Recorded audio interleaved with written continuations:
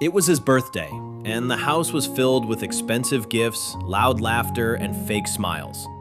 They brought him watches, perfumes, envelopes filled with money, but nothing touched his heart. Long day.